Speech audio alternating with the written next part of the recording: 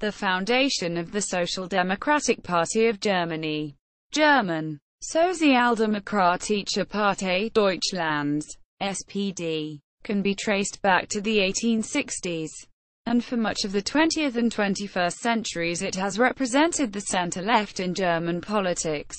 The SPD has been the ruling party at several points. First under Friedrich Ebert in 1918. The party was outlawed in Nazi Germany but returned to government in 1969 with Willy Brandt. Meanwhile, the East German branch of the SPD was merged with the ruling KPD. In the modern Federal Republic of Germany, the SPD are the second largest party after the CDU and are currently, as of 2017, in government as a junior coalition partner to Chancellor Angela Merkel's CDU. The SPD last held the chancellorship under Gerhard Schröder from 1998 to 2005. Social democracy in Germany until 1945. Pre-Republic 1863 to 1918. The party considers itself to have been founded on May 23, 1863. By Ferdinand Lassalle under the name Allgemeine Deutsche Arbeiterverein, ADAV, General German Workers' Association. In 1869, August Bebel and Wilhelm Liebknecht founded the Sozialdemokratische Arbeiterpartei, SDAP, Social Democratic Workers' Party of Germany, which merged with the ADAV at a conference held in Gotha in 1875. Taking the name Socialist Workers' Party of Germany, SAPD. At this conference, the party developed the Gotha program, which Karl Marx criticized in his critique of the Gotha program. Through the anti-socialist laws, Otto von Bismarck had the party outlawed for its pro-revolution, anti-monarchy sentiments in 1878. But in 1890 it was legalized again. That same year, in its Halle Convention, it changed its name to Sozialdemokratische Partei Deutschlands, SPD, as it is known to this day. Anti-socialist campaigns were counterproductive. 1878 to 90 was the SPD's heroic period. The party's new program drawn up in 1891 at Halle was more radical than 1875's Gotha program.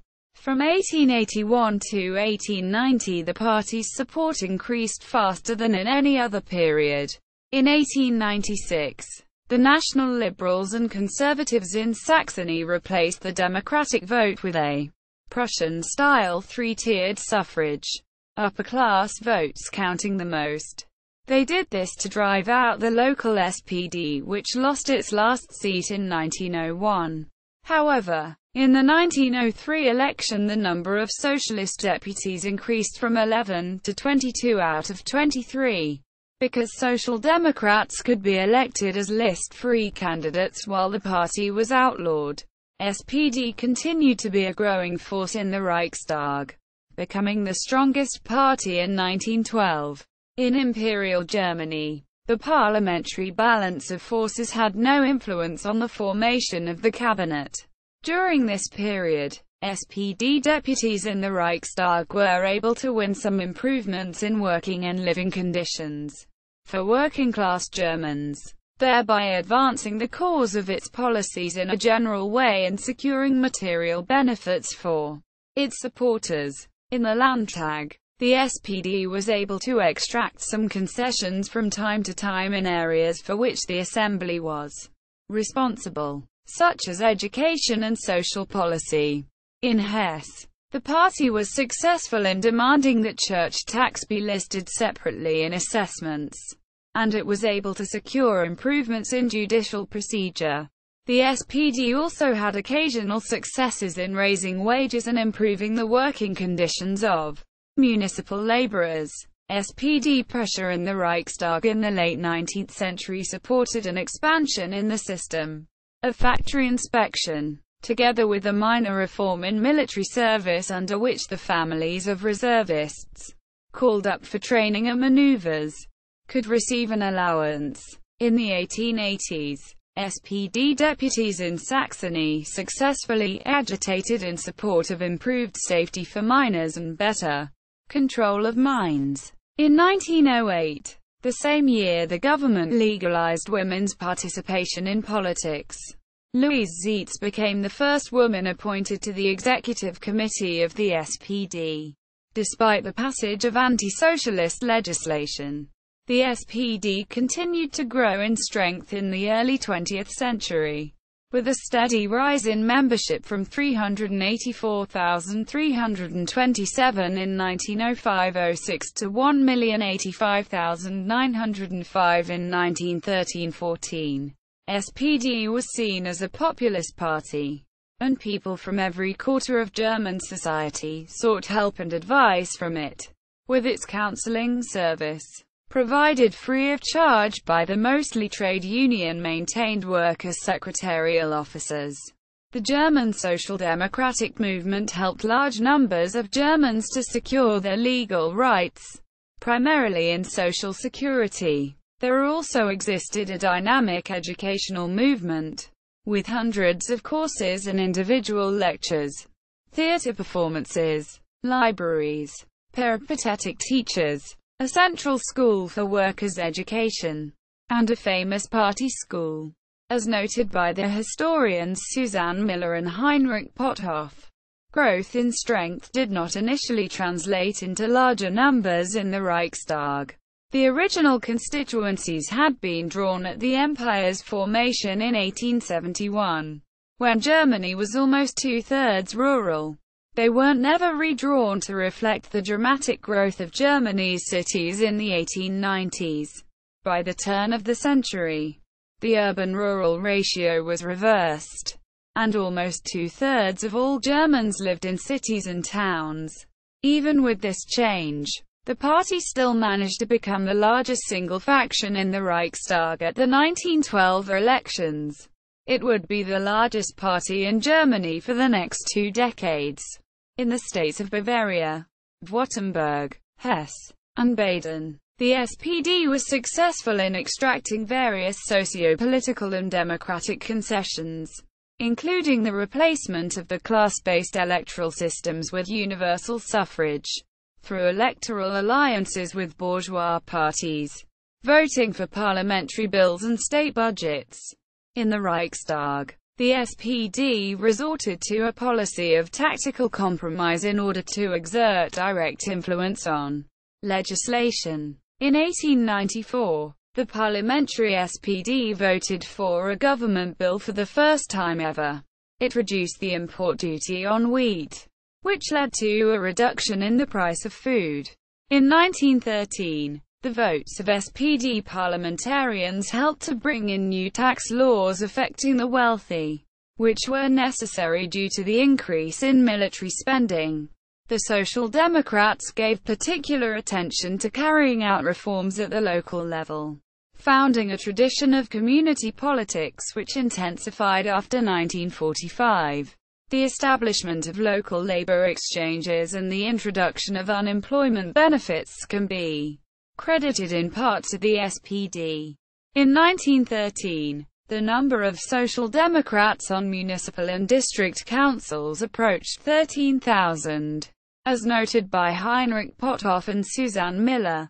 As Sally Waller wrote, the SPD encouraged great loyalty from its members by organizing educational courses, choral societies, sports clubs, and libraries. The party also ran welfare clinics, founded libraries, produced newspapers, and organized holidays, rallies, and festivals. As also noted by Weller, they played a role in shaping a number of progressive reforms, and in this from historian Richard Dem. Watt. As a reaction to government prosecution, the Erfurt Programme of 1891 was more radical than the Gotha Programme of 1875, demanding nationalization of Germany's major industries. However, the party began to move away from revolutionary socialism at the turn of the 20th century. Bernstein authored a series of articles on the problems of socialism between 1896 and 1898, and later a book, Die Voraussetzungen des Sozialismus und die Aufgaben der Sozialdemokratie. The Prerequisites for Socialism and the Tasks of Social Democracy, published in 1899, in which he argued that the winning of reforms under capitalism would be enough to bring about socialism. Radical Party activist Rosa Luxemburg accused Bernstein of revisionism and argued against his ideas in her pamphlet Social Reform: A Revolution, and Bernstein's program was not adopted by the party. However, the increasing loyalty of the party establishment towards Emperor and Reich, coupled with its antipathy towards Tsarist Russia, led the party under Bebel's successor Friedrich Ebert to support granting war credits to fund the German effort in World War I.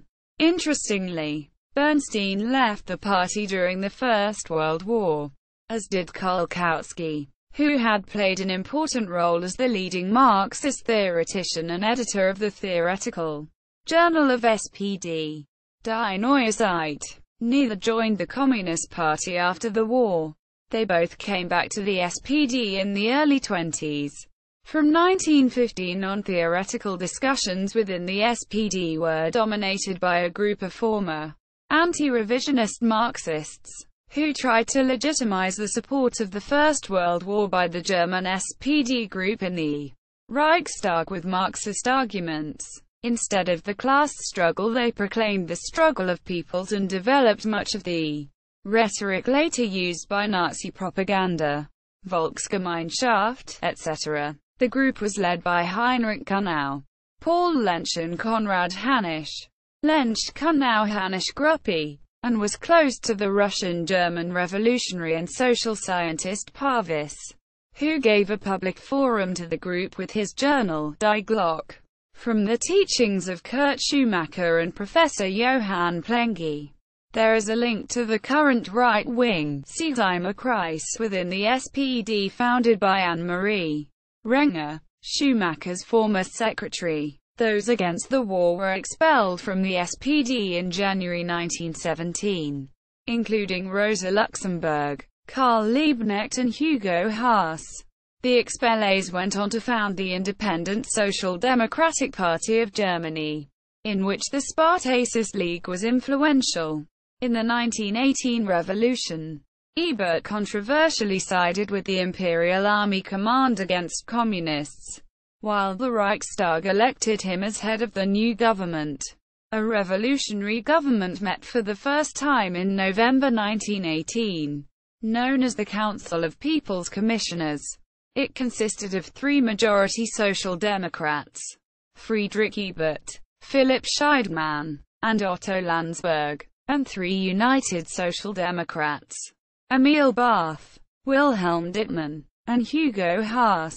The new government faced a social crisis in the German Reich following the end of the First World War, with Germany threatened by hunger and chaos. There was, for the most part, an orderly return of soldiers back into civilian life, while the threat of starvation was combated. Wage levels were raised. Universal proportional representation for all parliaments was introduced, and a series of regulations on unemployment benefits, job creation and protection measures, health insurance, and pensions saw the institution of important political and social reforms. In February 1918, workers made an agreement with employers which secured them total freedom of association, the legal guarantee of an 8-hour workday, and the extension of wage agreements to all branches of trade and industry. The People's Commissioners made these changes legally binding. In addition, the SPD steered provisional government, introduced binding state arbitration of labor conflicts, created workers' councils in large industrial firms, and opened the path to the unionization of rural laborers. In December 1918, a decree was passed providing relief for the unemployed. This provided that communities were to be responsible for unemployment relief, without fixing an amount.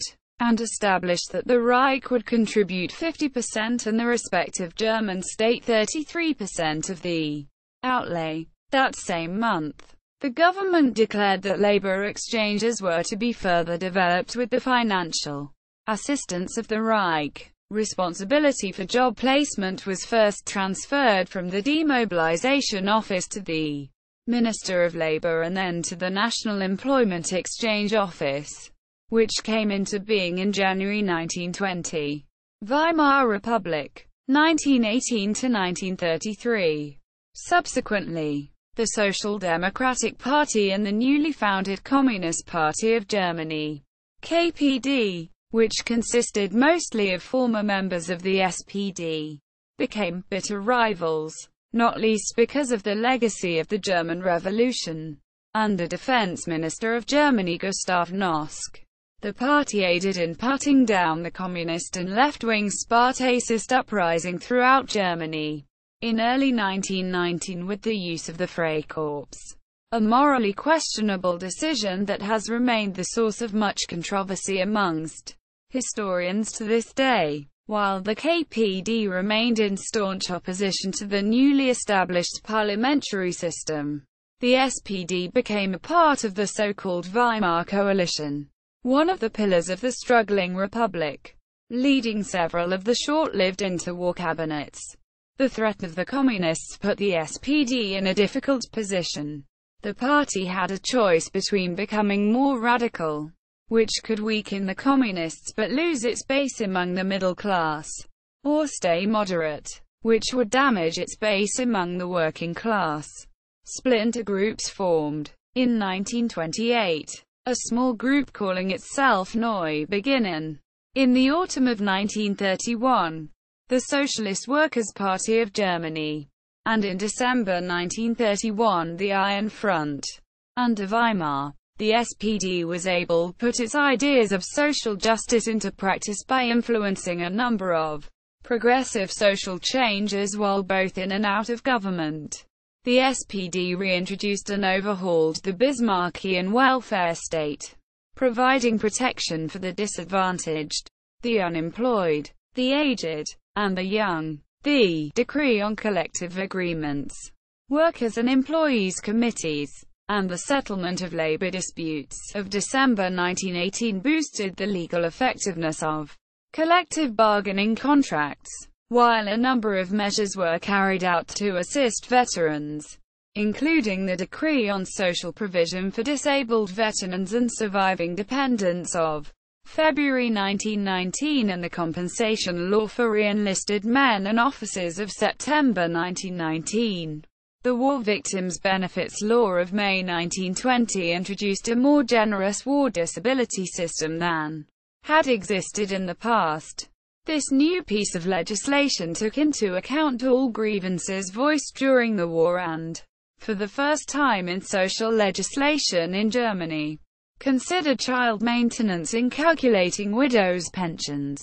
In 1919, the federal government launched a campaign to recolonize parts of the German interior including in Silesia, and new provisions for maternity were introduced.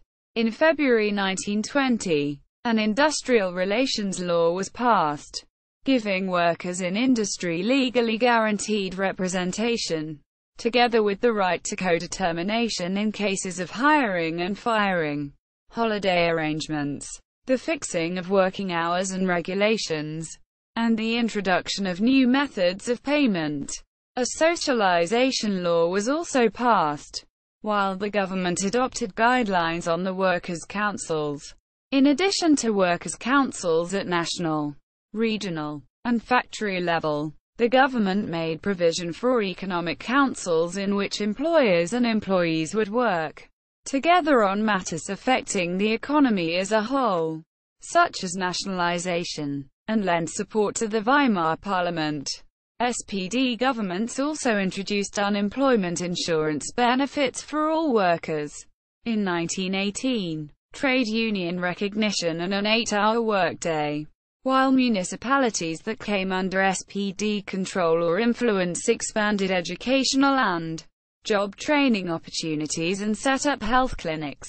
off the shop floor. Social democratic workers took advantage of the adult education halls, public libraries, swimming pools, schools, and low-income apartments built by municipalities during the Weimar years, while considerable wage increases won for the majority of workers by the free trade unions between 1924 and 1928 helped to narrow the gap between unskilled and skilled workers. A number of reforms were also made in education, as characterized by the introduction of the four-year common primary school. Educational opportunities were further widened by the promotion of adult education and culture. The SPD also played an active and exemplary role in the development of local politics in thousands of towns and communities during this period. In 1923, the SPD Minister of Finance, Rudolf Hilferding, laid much of the groundwork for the stabilization of the German currency. As noted by Edward R. Dickinson, the revolution and the democratization of the state and local franchise provided social democracy with a greater degree of influence at all levels of government than it had been able to achieve before 1914. As a result of the reform of municipal franchises, socialists gained control of many of the country's major cities. This provided Social Democrats with a considerable degree of influence in social policy, as most welfare programs, even those programs mandated by national legislation, were implemented by municipal government. By the 20s, with the absence of a revolution and the reformist and revision element dominant in the SPD, Social Democrats regarded the expansion of social welfare programs, and particularly the idea that the citizen had a right to have his or her basic needs met by society at large, as central to the construction of a just and democratic social order. Social Democrats therefore pushed the expansion of social welfare programs energetically at all levels of government, and SPD municipal administrations were in the forefront of the development of social programs, as remarked by Hedwig Warkenheim in 1926. Under social democratic administration, many of the country's larger cities began to become experimental, proletarian cooperatives. Quote, protective measures for workers were vastly improved under the influence or direction of the SPD, and members of the SPD pointed to positive changes that they had sponsored, such as improvements in public health, unemployment insurance, maternity benefits, and the building of municipal housing. During its time in opposition throughout the 20s, the SPD was able to help push through a series of reforms beneficial to workers, including increased investment in public housing, expanded disability, health, and social insurance programs, the restoration of an 8-hour workday in large firms, and the implementation of binding arbitration by the Labor Ministry. In 1926, the Social Democrats were responsible for a law which increased maternity benefits to cover the cost of midwifery, medical help and all necessary medication and equipment for home births. Quote, in Prussia, which became an SPD stronghold following the introduction of universal suffrage, an important housing law was passed in 1918 which empowered local authorities to erect small dwellings and buildings of public utility, provide open spaces, and enact planning measures. The law further directed that all districts with more than 10,000 inhabitants had to issue police ordinances regarding housing hygiene. In addition, a reform in education was carried out. Similar measures were introduced in other areas subjected to the influence of the SPD, with the Reich also under the influence of the SPD, controlling rents and subsidizing the construction of housing. During the Weimar era, the SPD held the chancellorship on 2 occasions, first from 1918 to 1920, and then again from 1928 to 1930.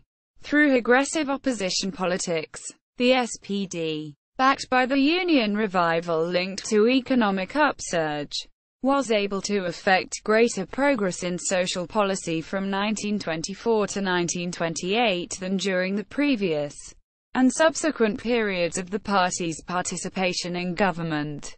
In Prussia, the SPD was part of the government from 1918 to 1932, and for all but 9 months of that time, April to November 1921 and February to April 1925, a member of the SPD was minister-president. The SPD's last period in office was arguably a failure, due to both its lack of a parliamentary majority, which forced it to make compromises to right-wing parties, and its inability to confront the Great Depression. In 1927, the Defense Ministry had prevailed on the government of Wilhelm Marx to provide funds in its draft budget of 1928 for the construction of the first of 6 small battleships allowed for under the Treaty of Versailles, although the Federal Council, largely for financial reasons, stopped this action. This issue played a major role during the 1928 election campaign, with supporters of the proposal arguing that all the possibilities left for German armaments should be fully used, while the SPD and the KPD saw this as a wasteful expenditure, arguing that such money should instead be spent on providing free meals for schoolchildren. The SPD's lack of a parliamentary majority, which prevented it from undertaking any major domestic reform, meant that, in order to hold the coalition together, Hermann Müller and the other SPD ministers were forced to make concessions on issues such as taxation, unemployment insurance, and the construction of pocket battleships. Party chairman Otto Wels demanded that the funds be spent on free school meals as had been promised during the election campaign. However, against the wishes and votes of Wels and the other SPD deputies, the SPD ministers in Müller's cabinet, including Müller himself, voted in favor of the first battleship being built, a decision that arguably destroyed the party's credibility. Müller's SPD government eventually fell as a result of the catastrophic effects of the Great Depression. Müller's government, an ideologically diverse Grand Coalition representing 5 parties ranging from the left to the right, was unable to develop effective countermeasures to tackle the catastrophic effects of the economic crisis, as characterized by the massive rise in the numbers of registered unemployed. In 1928-29, 2.5 million were estimated to be unemployed, a figure that reached over 3 million by the following winter. A major problem facing Müller's government was a deficit in the Reich budget, which the government spending more than it was receiving. This situation was made worse by the inadequacy of the unemployment scheme, which was unable to pay out enough benefits to the rising numbers of unemployed, forcing the government to make contributions to the scheme, which in turn worsened the budget deficit. The coalition was badly divided on this issue, with the SPD wishing to raise the level of contributions to the scheme while safeguarding both those in work and those out of work as much as possible. The right-wing parties, by contrast, wished to reduce unemployment benefits while lightening the tax burden. Unable to garner enough support in the Reichstag to pass laws, Müller turned to Hindenburg for support, wishing him to grant him the use of the emergency powers under Article 48 of the Weimar Constitution so that he did not have to rely on support from the Reichstag. Müller refused to agree to reductions in unemployment benefit which the Centre Party under Heinrich Brüning saw as necessary. The government finally collapsed in March 1930 when Müller, lacking support from Hindenburg, resigned. A fall from office that, according to the historian William Small-Dunn, marked the effective end of parliamentary government under Weimar. Quote, on July 20, 1932, the SPD-led Prussian government in Berlin, headed by Otto Braun, was ousted by Franz von Papen. the new Chancellor, by means of a presidential decree. Following the appointment of Adolf Hitler as Chancellor on January 30, 1933 by President Hindenburg, the SPD received 18.25% of the votes during the last, at least partially, free elections on March 5, gaining 120 seats. However, the SPD was unable to prevent the ratification of the Enabling Act, which granted extra constitutional powers to the government.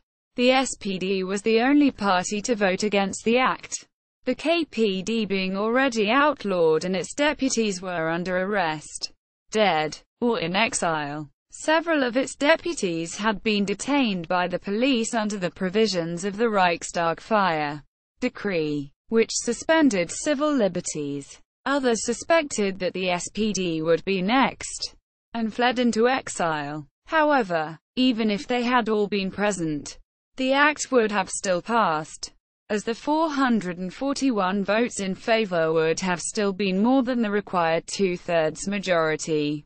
After the passing of the Enabling Act, dozens of SPD deputies were arrested, and several more fled into exile. Those that remained tried their best to appease the Nazis. They voted in favor of Hitler's foreign policy statement of the 19th of May, in which he declared his willingness to renounce all offensive weapons if other countries followed suit. They also publicly distanced themselves from their brethren abroad who condemned Hitler's tactics. It was to no avail. Over the course of the spring, the police confiscated the SPD's newspapers and property. The party was finally banned on June 19, 1933. The party was a member of the Labour and Socialist International between 1923 and 1940. Era of National Socialism, SOPAID, 1933 to 1945. Being the only party in the Reichstag to have voted against the Enabling Act, with the Communist Party of Germany prevented from voting. The SPD was banned in the summer of 1933 by the new Nazi government. Many of its members were jailed or sent to Nazi concentration camps. An exile organization, known as SOPAID, was established, initially in Prague. Others left the areas where they had been politically active and moved to other towns where they were not known. Between 1936 and 1939, some SPD members fought in Spain for the Republic against Franco and the German Condor Legion. After the annexation of Czechoslovakia in 1938, the Exile Party resettled in Paris and, after the defeat of France in 1940, in London. Only a few days after the outbreak of World War II in September 1939, the exiled SPD in Paris declared its support for the Allies and for the military removal from power of the Nazi government. History after World War II. From occupation to the Federal Republic. The SPD was recreated after World War II in 1946 and admitted in all four occupation zones in West Germany. It was initially in opposition from the first election of the newly founded Federal Republic in 1949 until 1966. The party had a leftist period and opposed the Republic's integration into Western structures, believing that this might diminish the chances for German reunification in the Soviet occupation sector, which later became East Germany. The Social Democratic Party was forced to merge with the Communist Party of Germany to form the Socialist Unity Party of Germany, said. In 1946, the few recalcitrant SPD members were quickly pushed out, leaving the SED as essentially a renamed KPD. Nonetheless, a few former SPD members held high posts in the East German government. Otto Grote-Wohl served as East Germany's first prime minister from 1949 to 1964, and for much of that time retained the perspective of a left-wing social democrat. Friedrich Ebert, Jr., son of former President Ebert, served as mayor of East Berlin from 1949 to 1967. He'd reportedly been blackmailed into supporting the merger by using his father's role in the schism of 1918 against him. During the fall of communist rule in 1989, the SPD, first called SDP, was re-established as a separate party in East Germany. Social Democratic Party in the GDR, independent of the Rumpfzed, and then merged with its West German counterpart upon reunification. Despite remaining out of office for much of the post-war period, the SPD were able to gain control of a number of local governments and implement progressive social reforms. As noted by Manfred Schmidt, SPD-controlled Länder governments were more active in the social sphere and transferred more funds to public employment and education than CDU, CSU-controlled Länder. During the mid-60s, mainly SPD-governed Länder such as Hesse and the three city-states launched the first experiments with comprehensive schools as a means of expanding educational opportunities. SPD local governments were also active in encouraging the post-war housing boom in West Germany, with some of the best results in housing construction during this period achieved by SPD-controlled Länder authorities such as West Berlin, Hamburg, and Bremen. In the Bundestag, the SPD opposition were partly responsible for the establishment of the post-war welfare state under the Adenauer administration, having put parliamentary pressure on the CDU to carry out more progressive social policies during its time in office. In the Bundestag, the SPD aspired to be a constructive opposition, which expressed itself not only in the role it played in framing the significant amount of new legislation introduced in the first parliamentary terms of the Bundestag, but also in the fact that by far the biggest proportion of all laws were passed with the votes of SPD members. The SPD played a notable part in legislation on reforms to the national pensions scheme, the integration of refugees, and the building of public sector housing. The SPD also had a high profile in judicial policy with the public prosecutor Adolf Arndt in the parliamentary decision on the Federal Constitutional Court, and reparations for the victims of National Socialism. Quote, in 1951, the law on the right of co-determination for employees in the steel, iron, and mining industries was passed with the combined votes of the SPD and CDU, and against those of the FDP, governing party from 1966 to 1982.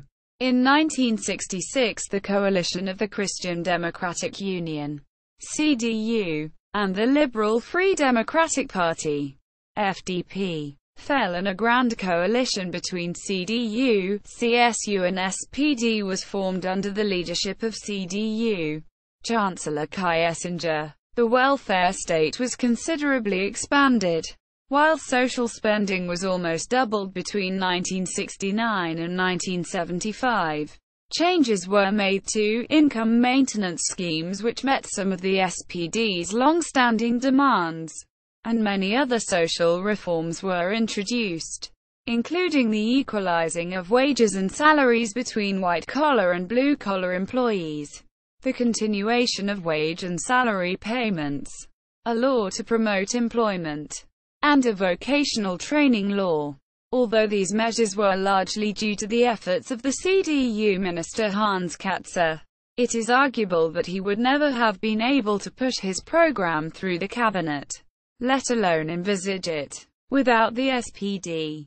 The 1969 Employment Promotion Act, which was based largely on a proposal prepared by the SPD in 1966, established active labor market intervention measures such as employment research, and offered substantial state assistance to employees with educational aspirations.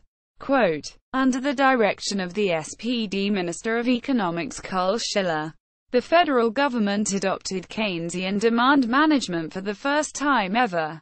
Schiller called for legislation that would provide both his ministry and the federal government with greater authority to guide economic policy. In 1967, Schiller introduced the law for promoting stability and growth, which was subsequently passed by the Bundestag. Regarded as the Magna Carta of medium-term economic management, the legislation provided for coordination of federal, Länder, and local budget plans in order to give fiscal policy a stronger impact. It also set a number of optimistic targets for 4 basic standards by which West German economic success would henceforth be measured, which included trade balance, employment levels, economic growth, and currency stability. One of the rare German Keynesians of that era, Schiller believed that government had both the obligation and the capacity to shape economic trends and to smooth out and even eliminate the business cycle. And his adopted policy of Keynesian demand management helped West Germany to overcome the economic recession of 1966-67. Unemployment was quickly reduced, standing at just under 1% by autumn 1968, while industrial output rose by almost 12% in 1968. The successful economic and financial policies pursued by the Grand Coalition under the direction of Schiller was also helped by the persuasion of entrepreneurs and trade unions to accept a program of concerted action. Quote, according to Lisanne Rudis and Giles Rudis, concerted action was not a formal incomes policy, but it did nevertheless ensure that collective bargaining took place within a broadly agreed view of the direction of the economy and the relationships between full employment, output and inflation. Quote, in addition, Schiller's economic policies were not only successful in restoring West Germany's economic growth, but they also demonstrated the SPD's economic competence, and this undoubtedly played a major role in the victory of the SPD in the federal election of 1969. In 1969, the SPD won a majority for the first time since 1928 by forming a social liberal coalition with the FDP and led the federal government under Chancellors Willy Brandt and Helmut Schmidt from 1969 until 1982. In its 1959 Godesberg program, the SPD officially abandoned the concept of a workers' party and Marxist principles, while continuing to stress social welfare provision. Although the SPD originally opposed West Germany's 1955 rearmament and entry into NATO while it favored neutrality and reunification with East Germany, it now strongly supports German ties with the alliance. A wide range of reforms were carried out under the Social Liberal Coalition, including, as summarized by one historical study, improved health and accident insurance, better unemployment compensation, rent control, payments to families with children, subsidies to encourage savings and investments, and measures to humanize the world of work, such as better medical care for on-the-job illnesses or injuries and mandated improvements in the work environment. Single quote. Under the SDP-FDP coalition, social policies in West Germany took on a more egalitarian character and a number of important reforms were carried out to improve the prospects of previously neglected and underprivileged groups. Greater emphasis was placed on policies favoring single parents, larger families, and the lower paid, and further improvements were made in social benefits for pensioners and disabled persons. Rates of social assistance, excluding rent, as a percentage of average gross earnings of men in manufacturing industries rose during the Social Liberal Coalition's time in office, while social welfare provision was greatly extended, with pensions and healthcare opened up to large sections of the population. This in turn substantially increased the size and cost of the social budget, as social program costs grew by over 10% a year during much of the 70s.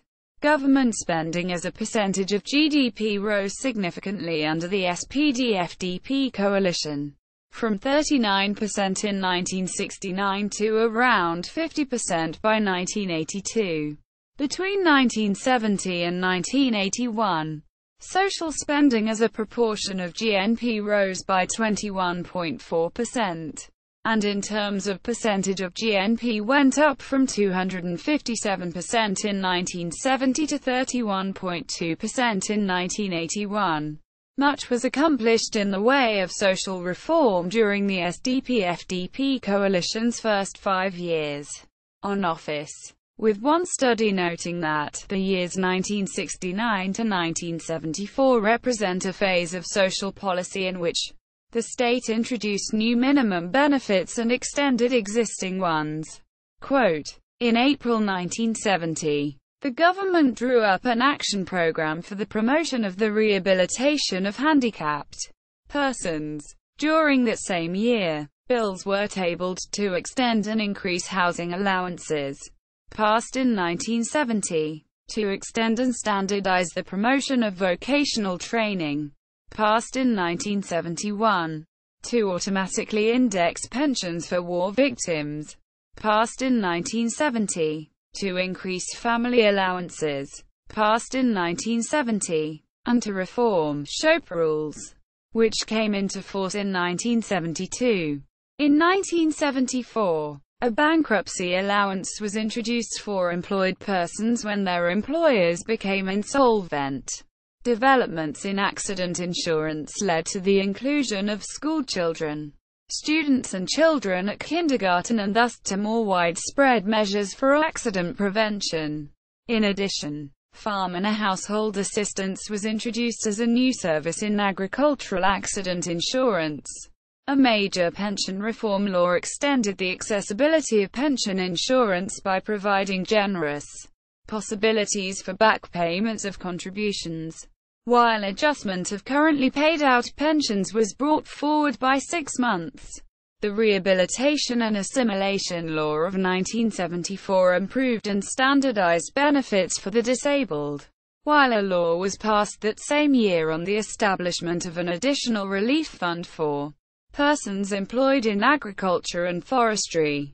The Law on the Improvement of Works Old Age Schemes of 1974 brought conditional non-forfeiture of qualifying periods for works pensions, as well as the prohibition of cuts in works pensions due to increases in social insurance pensions.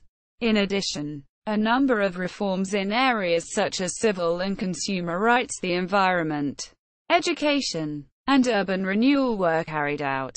In 1972, a Pension Reform Act was passed which, according to one historical study, ensured that workers would not suffer financial hardship and could maintain an adequate standard of living after retirement. Quote, in 1973, sickness benefits became available in cases where a parent had to care for a sick child. In March 1974, social assistance (SAR) was expanded, concerning family supplements, means test, and certain additional payments. Quote, under a law of April 1974, the protection hitherto granted to the victims of war or industrial accidents for the purpose of their occupational and social reintegration was extended to all handicapped persons, whatever the cause of their handicap, provided that their capacity to work has been reduced by at least 50%. Another law, passed in August that same year, supplemented this protection by providing that henceforth the benefits for the purposes of medical and occupational rehabilitation would be the same for all the categories of persons concerned: war victims, the sick, the victims of industrial accidents, congenitally handicapped persons, representing a total of about 4 million persons in all. In addition, a new benefit was introduced to help such people in all branches of Social Security, taking the form of an adaptation benefit equivalent to 80% of the previous gross salary and to be granted over the period between the time when the person in question is forced to stop work and the time when he resumes work.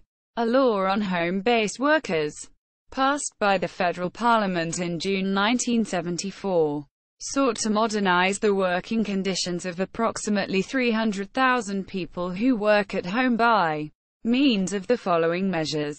Employers were obliged to inform their home-based workers concerning the method of calculation and the composition of their pay.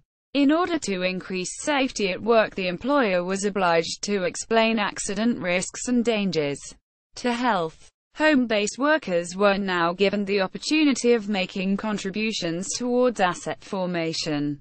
Protection from dismissal was extended. The periods of notice, which are graduated according to the length of time the worker has been employed, were considerably increased. In addition, the guarantee of payment during the period of notice was consolidated. The agreed wage for the same or equivalent work in industry would be used more than previously as the standard for wage increases for home-based workers. The law also applied to office work at home, which was becoming increasingly important and substantial. Children's allowances for students up to the age of 27 were introduced, together with a flexible retirement age.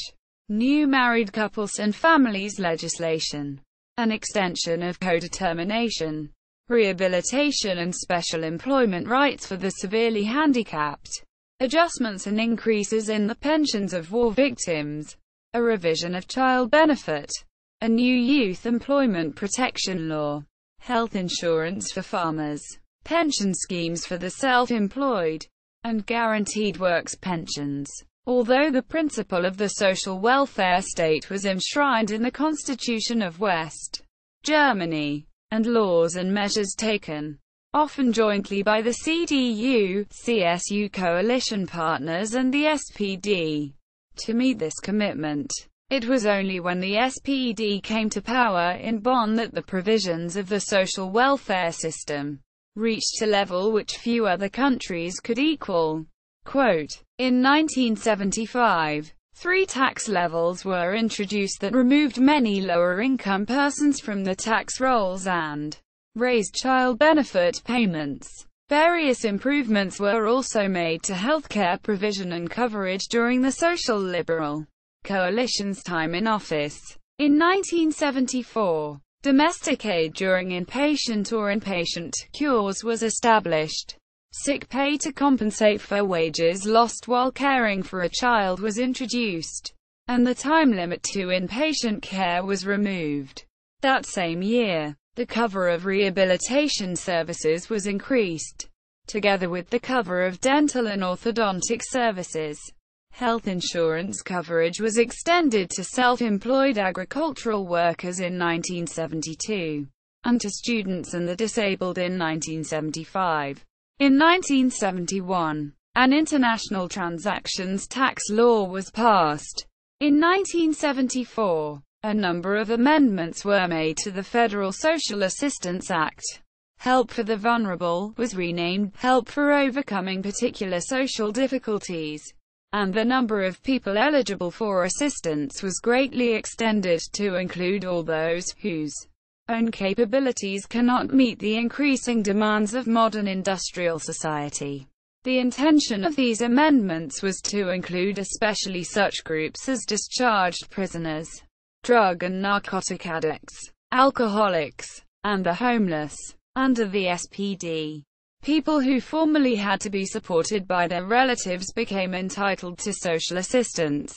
In addition, the recreational and residential value of towns, building schools, training institutions, baths, sports facilities, kindergarten, etc., was increased from 1970 with the help of a new program. A number of liberal social reforms in areas like censorship, homosexuality, divorce, education, and worker participation in company management were introduced, whilst social security benefits were significantly increased. Increases were made in unemployment benefits, while substantial improvements in benefits were made for farmers, students, war invalids, the sick, families with many children, women, and pensioners between 1970 and 1975, which led to a doubling of benefit and social security payments during that period. By 1979, old age and survivors' benefits were 53% higher in real terms than in 1970, while family benefits were 95% higher. The second sickness insurance modification law linked the indexation of the income limit for compulsory employee coverage to the development of the pension insurance contribution ceiling. 75% of the ceiling obliged employers to pay half of the contributions in the case of voluntary membership, extended the criteria for voluntary membership of employees, and introduced preventive medical checkups for certain groups. The law on sickness insurance for farmers, 1972, included the self-employed, their dependents and people who receive old age assistance in sickness insurance. The law on the social insurance of disabled persons, 1975, included in sickness and pension insurance disabled persons employed in workshops and institutions, under certain conditions, while a law was passed in June that year to include all students in statutory sickness insurance, social protection against the risks of an occupational accident, death, disability, and old age was newly regulated in 1974 through a civil servant provisioning law that was standard throughout the country. Educational reforms were introduced which led to the setting up of new colleges and universities, much greater access for young people to their universities, increased provision for preschool education, and a limited number of comprehensive schools. An educational law of 1971 providing postgraduate support provided highly qualified graduates with the opportunity to earn their doctorates or undertake research studies. Quote, a more active regional and industrial policy was pursued. Tighter rules against dismissal were introduced. Daycare was introduced for children between the ages of 3 and 6. Spending on dental services, drugs, and appliances was increased. Environmental protection legislation was passed. Expenditure on education at all levels was increased. A tax reform bill was passed, lowering the tax burden for low-income and middle-income groups. The average age of entry into the workforce was increased. Working time was reduced. Social assistance and unemployment compensation were made more generous. Early retirement options were introduced, and municipalities received more generous federal grants to expand social infrastructure such as conference halls, sports facilities and public swimming pools. Various measures were introduced to improve environmental conditions and to safeguard the environment. The Federal Emission Control Law established the basis for taking of legal action against those responsible for excessive noise and air pollution. The Works Constitution Act and Personnel Representation Act strengthened the position of individual employees in offices and factories. And the Works Safety Law required firms to employ safety specialists and doctors. An amendment to the Labor Management Act, 1971, granted workers co-determination on the shop floor, while the new Factory Management Law, 1972, extended co-determination at the factory level. This act acknowledged for the first time the presence of trade unions in the workplace, expanded the means of action of the works councils, and improved their work basics as well as those of the youth councils. A law was passed in 1974 allowing for worker representation on the boards of large firms, although this change was not enacted until 1976, after alterations were made. In 1974, redundancy allowances in cases of bankruptcies were introduced. The federal law on personnel representation, which came into force in April 1974, gave increased co-management rights to those employed in factories and offices in the public sector. The staff councils were given an increased say in social and personal matters. together with a wider operational basis for their activities in connection with day release and training opportunities. The arrangements governing cooperation between the staff councils and the trade union were also improved. Young workers were given increased rights of representation, while foreign workers received voting rights and thus achieved equality in this respect with German employees. A new federal scale of charges for hospital treatment and a law on hospital financing were introduced to improve hospital treatment. The Hire Purchase Act entitled purchasers to withdraw from their contracts within a certain time limit. Compensation for victims of violent acts became guaranteed by law. The Federal Criminal Investigation Office became a modern crime-fighting organization, and the Federal Education Promotion Act was extended to include large groups of pupils attending vocational schools. In 1973, the minimum statutory retirement age was reduced from 65 to 63. While flexible retirement was provided for those between the ages of 63 and 67.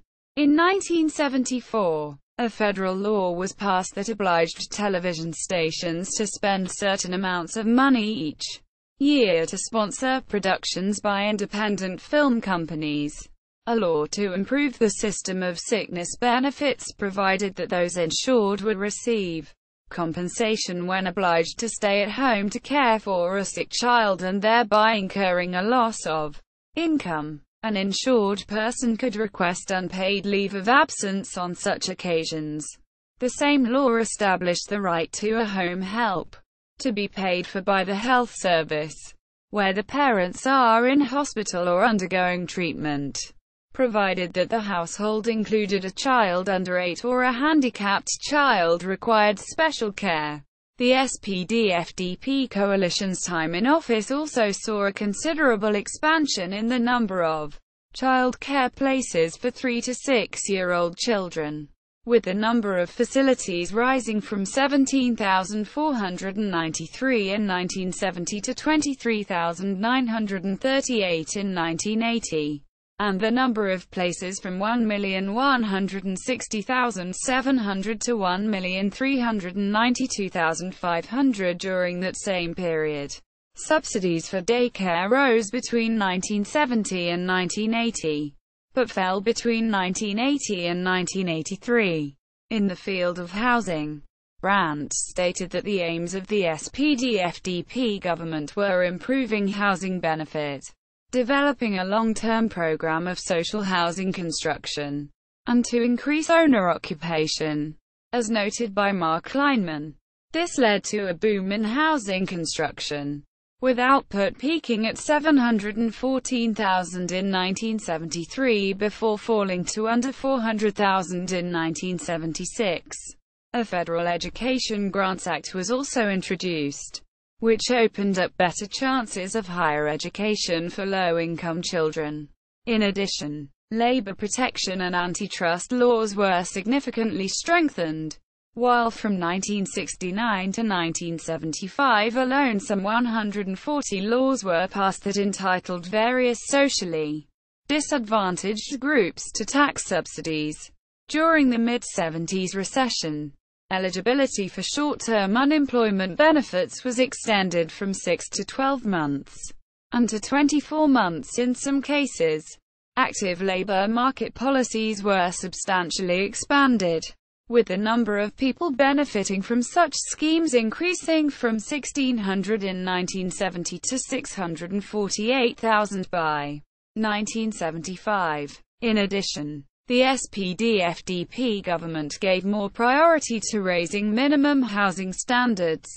The law on nursing homes and homes for the elderly, 1974, sought to guarantee minimum standards in an important area of social services, while the Beretungshilfegesetz, Legal Advice Act, of 1980 strengthened the position of the indigent in need of out-of-court legal advice and representation. The Maternity Leave Act of 1979 permitted mothers in work to take leave of 6 months after the birth of a child. granted a maternity allowance, and safeguarded jobs for 8 months. Wage rates also rose significantly under the coalition, as characterized by a 60% real increase in the hourly wages of manufacturing sector employees between 1970 and 1980. In addition, educational opportunities were significantly widened as a result of policies such as the introduction of free higher education, the raising of the school-leaving age to 16, increased expenditure on education at all levels, and the introduction of a generous student stipend system. Although the coalition failed to restructure the education system along comprehensive lines, the cumulative impact of its educational reforms was such that, according to Helmut Becker, an authoritative commentator on German education, there was greater achievement at all levels, and the chances of a 20-year-old working-class child born in 1958 going to college or university was approximately 6 times greater than a similar child born 10 years earlier. In summarizing the domestic reforms introduced by the SPD-FDP coalition, historian Rainer Pomeran noted that there were few difficulties with the wave of domestic reforms, which the SPD-led coalitions initiated. In fact, the SPD's domestic reform program was often compared with contemporary American developments, such as civil rights movement and the Great Society, as noted further by Henrik Pothoff and Suzanne Miller, in their evaluation of the record of the SPD-FDP coalition. Ostpolitik and Détente, the extension of the welfare safety net, and a greater degree of social liberality were the fruits of social democratic government during this period, which served as a pointer to the future and increased the respect in which the Federal Republic was held, both in Europe and throughout the world. Quote, in 1982 the SPD lost power to the new CDU-CSU-FDP coalition under CDU Chancellor Helmut Kohl, who subsequently won 4 terms as Chancellor. The Social Democrats were unanimous about the armament and environmental questions of that time, and the new party, the Greens, was not ready for a coalition government then. Kohl lost his last re-election bid in 1998 to his SPD challenger Gerhard Schröder, as the SPD formed a red-green coalition with the Greens to take control of the German federal government for the first time in 16 years.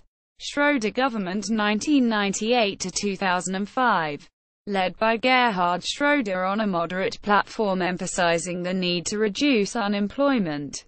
The SPD emerged as the strongest party in the September 1998 elections with 40.9% of the votes cast. Crucial for this success was the SPD's strong base in big cities and Bundesländer with traditional industries, forming a coalition government with the Green Party.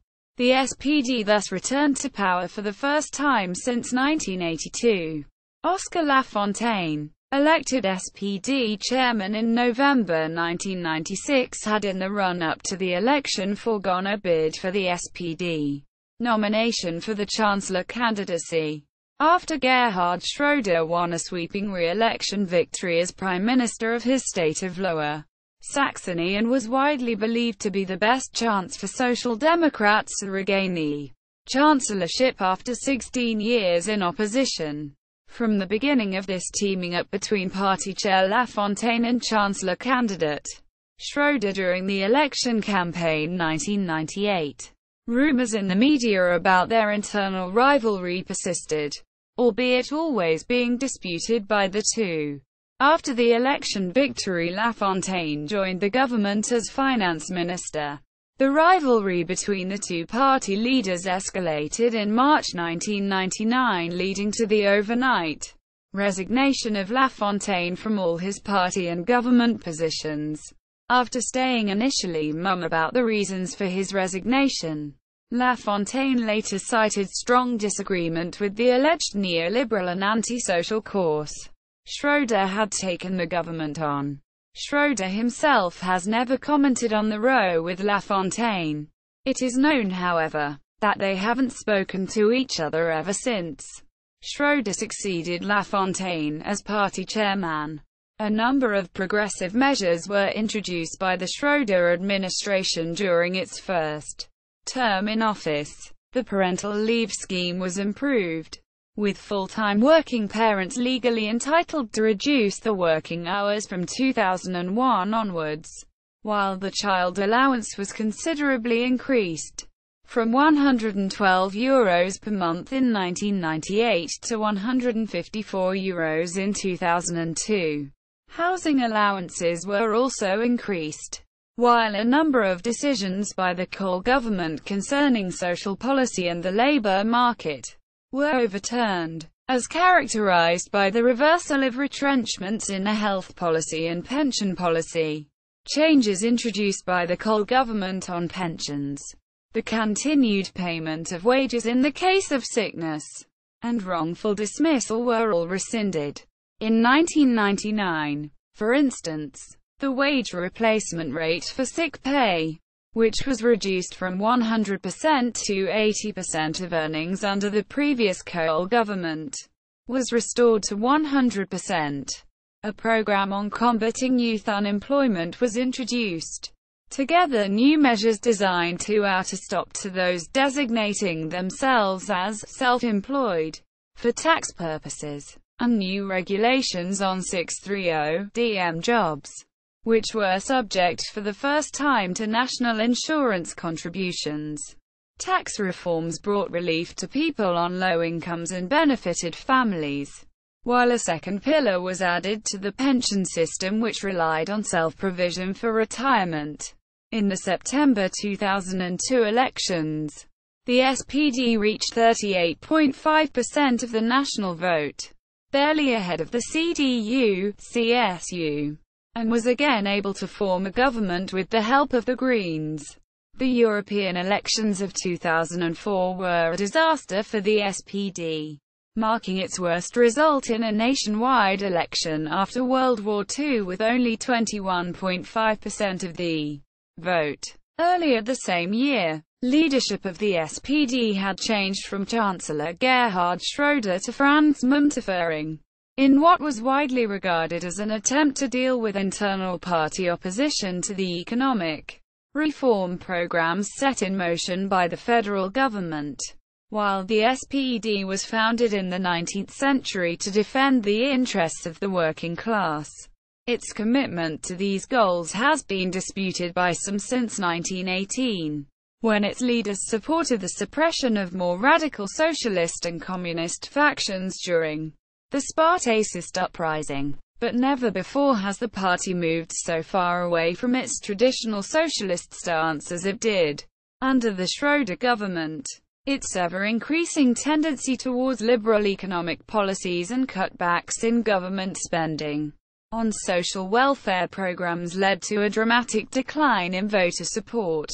The Schröder administration presided over a significant rise in poverty and inequality, with the percentage of Germans living in poverty, according to one measure, rising from 12% in 2000 to 16.5% in 2006.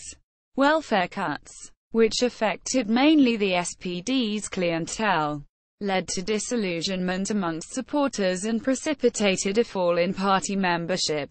For many years, membership in the SPD had been declining, down from a high of over 1 million in 1976. There were about 775,000 members at the time of the 1998 election victory, and by February 2008, the figure had dropped to 537,995. By early 2009, membership figures had fallen behind the ones of the CDU for the first time ever. In January 2005, some SPD members left the party to found the Labour and Social Justice, the Electoral Alternative, WASG, in opposition to what they consider to be neoliberal leanings displayed by the SPD. Former SPD chairman Oscar Lafontaine also joined this new party. Later, to contest the early federal election called by Schröder after the SPD lost heavily in a state election in their traditional stronghold of North Rhine-Westphalia. The Western-based WASG and the Eastern-based Post-Communist Party of Democratic Socialism would merge to form the Left Party, Die Linke. These developments put pressure on the SPD to do something about its social image. In April 2005, party chairman Franz Müntefering publicly criticized excessive profiteering in Germany's market economy and proposed stronger involvement of the federal state in order to promote economic justice. This triggered a debate that dominated the national news for several weeks. Müntefering's suggestions have been met with popular support, but there has also been harsh criticism not only by the industrial lobby. Political opponents claimed that Müntefering's choice of words, especially his reference to private equity funds as locusts, were bordering on Nazi language. In the German federal election, 2005, the SPD ended up trailing its rivals by less than 1%, a much closer margin than had been expected. Although the party had presented a program that included some more traditional left themes, such as an additional 3% tax on the highest tax bracket, this did not prevent the Left Party from making a strong showing, largely at the SPD's expense. Nevertheless, the overall result was sufficient to deny the opposition camp a majority. The Merkel-led Grand Coalition in the current German government. The SPD is now the junior partner in a grand coalition with the CDU-CSU under the leadership of Chancellor Angela Merkel, with Frank-Walter Steinmeier as vice-chancellor. However, Müntefering resigned as party chairman and was succeeded as chairman by Matthias Platzek, minister-president of Brandenburg. Müntefering's decision came after the party's steering committee chose a woman from the left wing of the party, Andrea Nahles, as secretary-general over Müntefering's choice, his longtime aide Caho Wasserhovel. However, after Müntefering said her election indicated that he had lost the confidence of the party and he would therefore resign, Nahles turned down the post of Secretary-General to prevent the party splitting. Hubertus Heil was elected in her place. On April 10, 2006, Matthias Platzek announced his resignation of the chair because he suffered a major hearing loss in March 2006. The interim chairman from April 10 to May 14 was Kurt Beck. He won the full leadership on a small party convention on May 14. He resigned on September 7, 2008. On September 8, 2008, the party's executive committee nominated Franz Müntefering to be elected as chairman at an extraordinary party conference on October 18, 2008. In the meantime, Frank-Walter Steinmeier serves as provisional chairman. During the Schröder administration, Schröder and Lafontaine disliked each other, because Lafontaine quit as finance minister in 1999. After his resignation, there was a huge distrust of Lafontaine in the SPD which lasts to today. However, due to the rise of Angela Merkel and Guido Westerwelle on the national stage of politics in 2005, and a belief in the German public of the failed social policies of the SPD on labor issues, Hartz IV, the SPD lost heavily in opinion polls and lost a couple of statewide elections. So there was the urgency to form new coalitions with the left who have a similar political agenda than the weakened Green Party and the other conservative parties in Germany. However, the leader of the left was the lost child of the SPD, Oskar Lafontaine, who had fallen out with the SPD. There is a common oath in the SPD not to form coalitions with the left because of Lafontaine. So, a state leader of the SPD, Andrea Ypsilanti, chose to form a minority coalition with the left in Hesse after a lost state election in January 2008. This decision was heavily criticized by national leaders of the SPD. But the leader at that time, Kurt Beck, was for the coalition in Hesse and supported Ypsilanti. Beck, who is a popular minister-president, has lost a lot reputation on a national level because of the support. At an emergency session of leaders of the SPD, Kurt Beck resigned the chairmanship of the SPD. Because after 8 months there was no coalition and Beck was criticized for supporting Ypsilanti. In November 2008, the Landtag in Hesse was dissolved and there will be new elections in January 2009. But several other state leaders of SPD have started flirting with the left, and today there is a huge struggle in the SPD on how to treat the left in order to gain Bundesrat seats to be once again a true national party. In November 2008, the SPD was at 25% in national opinion polls, one of the lowest values in recent memory.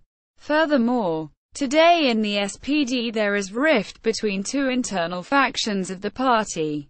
One side of the party, the right-wing Seeheimer Kreis, refuses to do coalitions with the left party. Members of the right wing include Frank-Walter Steinmeier and Gerhard Schröder. The other side of the party, the political left of the SPD, embraces coalitions with the radical left. Members include Andrea Ypsilanti and Andrea Nallies. Also a reason for today's struggle with the left is that the SPD is currently itself in a national coalition with the Conservative Coalition. So the SPD is in a dual struggle. At first the struggle for not endangering the national coalition with Merkel and therefore endangering a national political crisis that maybe result in further losses for the SPD. And secondly, the struggle for not forgetting the roots where the SPD came from. Because the SPD itself is left party, whose political positions have been eaten by the left party. So the SPD has to position itself again. Leading members. Chairman. Leading members before World War I. August Bebel, Eduard Bernstein, Wilhelm Liebknecht, Rosa Luxemburg, Friedrich Ebert. German presidents from the SPD. Friedrich Ebert 1919–1925. Gustav Heinemann 1969–1974. Johannes Rau 1999–2004. German chancellors from the SPD. Friedrich Ebert 1918. Philipp Scheidemann 1919. Gustav Bauer 1919–1920. Hermann Müller 1920 and 1928–1930. Willy Brandt 1969–1974. Helmut Schmidt 1974–1982. Gerhard Schröder 1998–2005. Further reading. Bach, Dennis L. and David R. Gress. A History of West Germany. 2 volume. 1989. Bergan. Volker Rolf. Imperial Germany. 1871–1914. Economy, Society, Culture, and Politics. 2nd ed. 2005. Braunthal, Gerard. The German Social Democrats since 1969. A Party in Power and Opposition. 1994. Breitman, Richard. German Socialism in Weimar Democracy. 1981. Dawson, William Harbit. Germany and the Germans. 1894. 387 pp. Politics and Parties. Volume 2 online. Ely, Jeff. Forging Democracy. The History of the Left in Europe. 1850–2000. 2002. Evans, Richard J. Proletarians in Politics. Socialism, Protest and the Working Class in Germany Before the First World War. 1990. Fletcher, Roger. Ed. Bernstein to Brandt. A Short History of German Social Democracy. 1987. Günther, Katja. Making Their Place. Feminism After Socialism in Eastern Germany. 2010. Gutzman, W. L. The German Social Democratic Party. 1875 to 1933. 1981. Hayes. Carlton J. H. The History of German Socialism Reconsidered. American Historical Review. 1917. 23 No. 1 pp. 62 to 101 online. Honeycutt, Karen. Socialism and Feminism in Imperial Germany. Signs. 1979. 5 No. 1 pp. 30 to 41. In JSTOR. Littker. Vernon L. Naturalism and Socialism in Germany. American Historical Review. 1974. 14 to 37. In JSTOR. Marx. Gary. Unions in Politics. Britain, Germany, and the United States in the 19th and early 20th centuries. 1989. Oswald. France. The Party That Came Out of the Cold War. The Party of Democratic Socialism in United Germany. 2002. Pothoff, Heinrich, and Suzanne Miller. The Social Democratic Party of Germany 1848 to 2005. 1987. Roth, Günther. The Social Democrats in Imperial Germany. 1979. Rudog, Wolfgang. Eco-Socialism. Left Environmentalism in West Germany. New Political Science. 1985. 6 No. 1 pp. 3 to 37. Ryder, Arthur John. The German Revolution of 1918. A Study of German Socialism in War and Revolt.